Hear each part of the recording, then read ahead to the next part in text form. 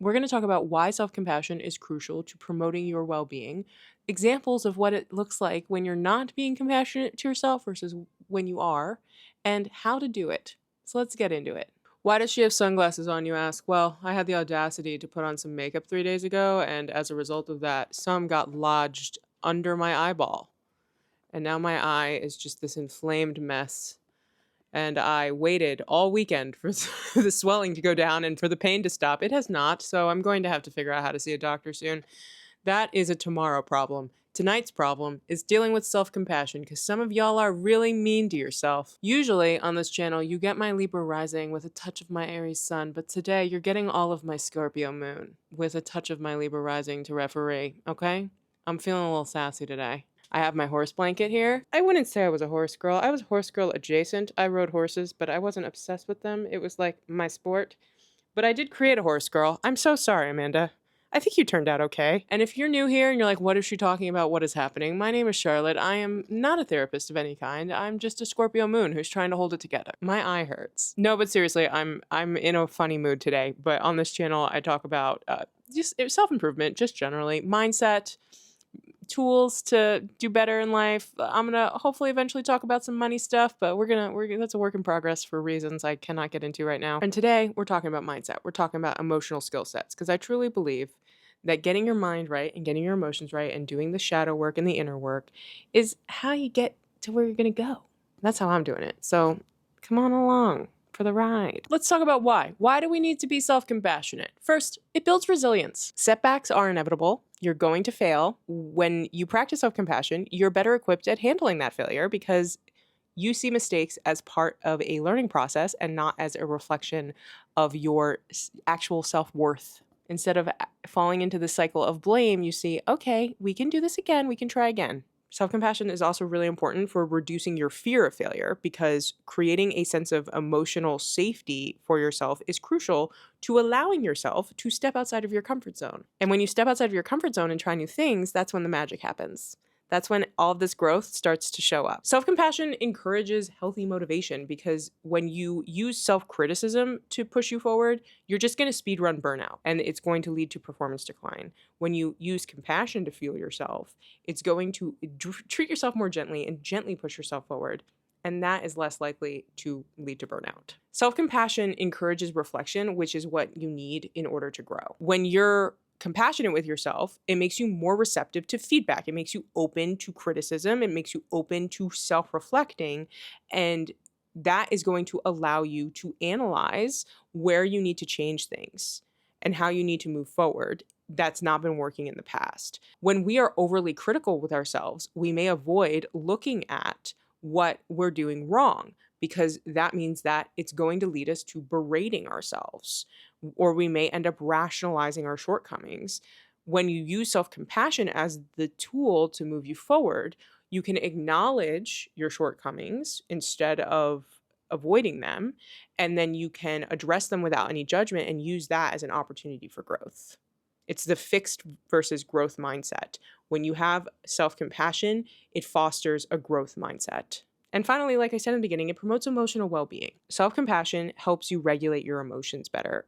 It improves your focus, it improves your productivity, because it basically allows you to foster a healthy relationship with yourself, and it helps you maintain that motivation and satisfaction in your performance and what you're doing long term. Okay, Charlotte, I get it. I get why we should be compassionate with ourselves, but give me an example. So let's say you're learning a new skill. Let's say you're trying to learn a new language, and you make a mistake when doing some grammar and writing some sentences out, and your internal programming, your old school programming kicks in. I'm never going to get this right. Why do I keep getting this wrong? I'm so bad at everything I try. I'm not good enough to even attempt this. What is wrong with me? That is unhelpful. If you reframe it as mistakes are a part of learning, ask yourself, what can I try differently to get this right? Maybe there's a different way I can try to remember this. Maybe there's a tutorial out there I can look up. I'm sure I'm not the first person to struggle with this verb. It's an irregular verb. I'm forgetting that it has a weird rule. How do I mark this in my brain?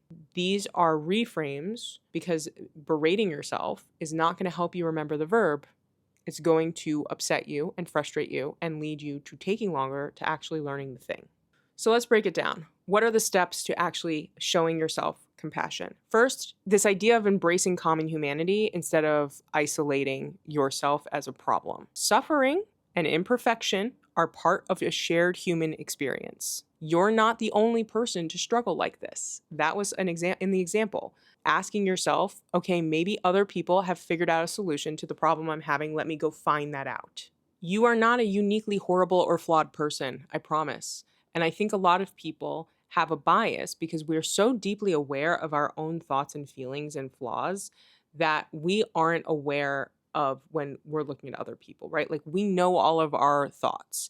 And so we don't even think that other people could be struggling in the same way we do. We're not as different as we like to think we are. Another person out there has struggled with what you're struggling with. Next, you're going to want to practice mindfulness rather than over-identifying with the feeling that you are experiencing. So you want to acknowledge your struggle, acknowledge your pain, but don't allow it to consume you. Don't allow it to become a part of who you are. Don't take on that feeling as a part of your core identity. So in that example where you're trying to learn that new language, you're struggling and you make a mistake and you start to get really upset with yourself and you start to internalize this idea of I'm a failure.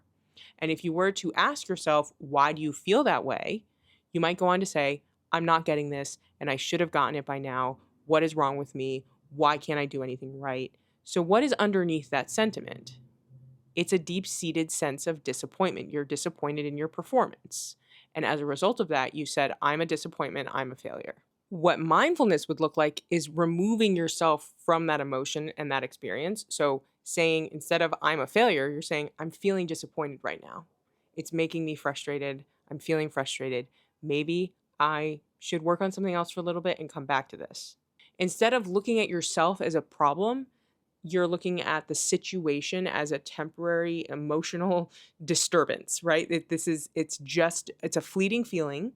It's going to pass. Now, this next bit is going to be cliche advice, but it's cliche for a reason. It works. Would you say this to someone else? Would you treat someone else this way? That's what you're going to ask yourself. We tend to be overly critical with ourselves rather than with others because we mistakenly believe that self-criticism is necessary in order to see progress. And we've been taught that being hard on ourselves is going to keep us in line, and that if we're not our harshest critics, then we're going to become lazy or complacent, or we're not going to progress. This is not true. Self-criticism usually stems from fear. We may be afraid of failure, we may be afraid of rejection, we may be afraid of a feeling of shame or self-hatred that we worry will arise if we fail at something or if we don't do something perfectly. And we think that by motivating ourselves through shame or punishment that we are warding off that failure or trying to push away that fear. But this can backfire by making us feel that shame. It can make us feel anxious. It makes us afraid of taking risks, and it's going to erode our confidence away and create a cycle of doubt that's never going to serve you. This example I gave about learning a new language and being frustrated with yourself when you conjugate something wrong, this is actually something I just experienced, and I was getting really frustrated with myself because I've been trying to learn Italian for a long time and it feels very difficult for me to learn. If a friend were telling me this, what I would tell her is that languages are supposed to be difficult to learn, especially when you get older, because if you think about what languages do, it identifies people as in-group or out-group. And if you are able to learn a complex language, then you're identified as a safe person. And so just thinking about this historically, thinking about it from the anthropological sense of things, languages are supposed to be hard to learn. It's not going to be easy, and you do have to immerse yourself in it. But you're capable of doing it because you're really good at speaking English. That's what I would tell my friend. If you can learn English, you can learn Italian. It's just going to take some time, and you need to be patient with yourself and maybe try some new things. Berating myself is not going to lead me to better outcomes. It's going to make me afraid of trying again, because I'm going to think if I screw up, then I'm going to feel that shame. When you practice self-compassion, you're not going to feel that shame. You're going to think, it's okay. Languages are hard. You can do this. Let's regroup. How do you balance self-compassion with accountability? You may be thinking, if I'm not kind to myself, I'm going to let myself off the hook and I'm not going to do what I want to do. Blah, blah, blah. Okay, I hear you. Self-compassion is not about excusing bad behavior. It's about acknowledging our humanity and using that understanding as a foundation for growth. The difference between accountability and compassion is accountability focuses on outcome, while compassion acknowledges the effort that you're putting in, even if the results were not what you wanted or expected. So that example I just gave about trying to talk to my friend, right? I'm being honest, but I'm being encouraging. I'm not pretending like she did it, she conjugated it perfectly. That's not the case. You didn't meet the expectation, but we have not exhausted every single option yet. And there's still ways you can fix it. And there's always next time. Let's just make sure we try again. If you need a very simple guide, what you're going to do is you're going to ask yourself, what went well? Name something you did well. Give yourself that pat on the back. What didn't go so well? Where's there room for improvement? And what is the plan for improving on the next go? How can we try something different? What can we do to encourage us to take another step in the right direction? I talk about compassion and accountability in this video about overcoming self-sabotage if you want something else to watch along the same vein of this video. So thank you so much for getting to the end. I really appreciate you being here. Remember to like, subscribe, and comment. I always love hearing from you guys and letting me know you exist. Until next time, bye.